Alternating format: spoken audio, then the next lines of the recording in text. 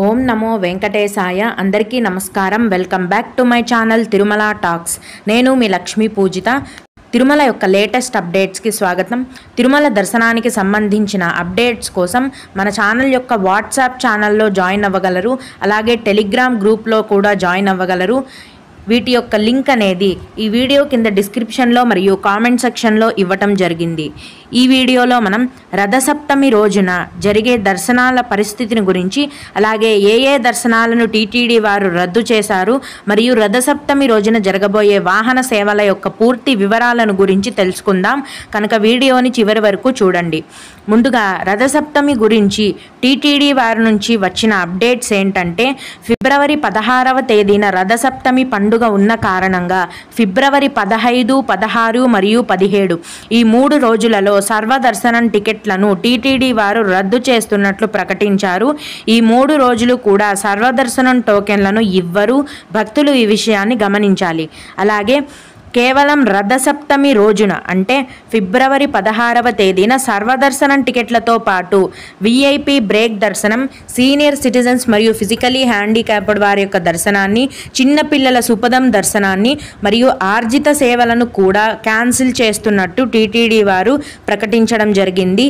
ఇక్కడ భక్తులు కన్ఫ్యూజ్ అవ్వకుండా అర్థం చేసుకోవాలండి. ఫిబ్రవరి 15 మరియు 17వ తేదీలలో కేవలం సర్వదర్శనం టికెట్లను మాత్రమే క్యాన్సిల్ చేస్తున్నారు. మిగతా అన్ని దర్శనాలను కూడా అనుమతిస్తున్నారు. మిగతా అన్ని దర్శనాలకు కూడా మీరు వెళ్ళొచ్చు. కానీ ఫిబ్రవరి 16వ తేదీన మాత్రం అంటే రథసప్తమి రోజున మాత్రం సర్వదర్శనంతో పాటు మిగతా అన్ని రకాల దర్శనాలను కూడా క్యాన్సిల్ చేస్తున్నారండి టీటీడీ వారు. ఆ రోజున కేవలం 300 రూపాయల దర్శనాన్ని మరియు టికెట్స్ లేకుండా నేరుగా వెళ్లే ధర్మ దర్శనాన్ని మాత్రమే టీటీడీ వారు అనుమతిస్తున్నారు. భక్తులు ఈ విషయాన్ని గమనించాలి. అలాగే చాలామంది భక్తులు రథసప్తమి రోజున దర్శనానికే కాకుండా ఆ రోజు జరిగే వాహన సేవలను చూడటానికి కూడా దూర ప్రాంతాల నుంచి తిరుమలకు రావటం జరుగుతుంది. కనుక ఇప్పుడు రథసప్తమి రోజున జరగబోయే వాహన సేవల గురించి తెలుసుకుందామండి. ఫిబ్రవరి 16 రథసప్తమి రోజున తిరుమల ఆలయంలో ఉత్సవమూర్తి అయిన శ్రీదేవి భూదేవి సమేత శ్రీ మలయప్ప స్వామివారు 7 వాహనాలపై భక్తులకు దర్శనమివ్వనున్నారు.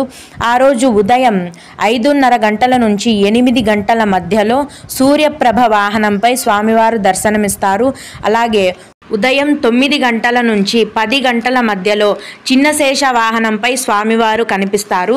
ఉదయం 11 నుంచి 12 గంటల మధ్యలో గరుడ వాహనంపై స్వామివారు దర్శనమిస్తారు.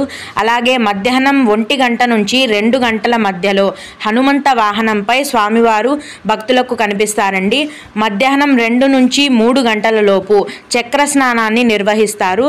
సాయంత్రం 4 నుంచి 5 గంటల మధ్యలో కల్పవృక్ష వాహనంపై స్వామివారు దర్శనమిస్తారు. అలాగే సాయంత్రం 6 నుంచి 7 గంటల మధ్యలో సర్వభూపాల వాహనంపై శ్రీవారు దర్శనాన్ని ఇస్తారండి భక్తులకు. ఇక చివరిగా రాత్రి 8 నుంచి 9 గంటల మధ్యలో చంద్రప్రభ వాహనంపై తిరుమాడ వీధులలో భక్తులకు దర్శనాన్ని ప్రసాదిస్తారు. ఓం నమో వెంకటేశాయ. ఇవండి తిరుమల ఆలయంలో రథసప్తమి పండుగకు సంబంధించిన వివరాలు.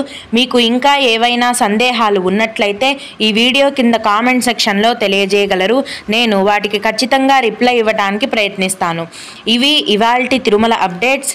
ఇలాంటి మరిన్ని వీడియోల కోసం నా ఛానల్ని సబ్స్క్రైబ్ చేసుకోండి. ఓం నమో వెంకటేశాయ.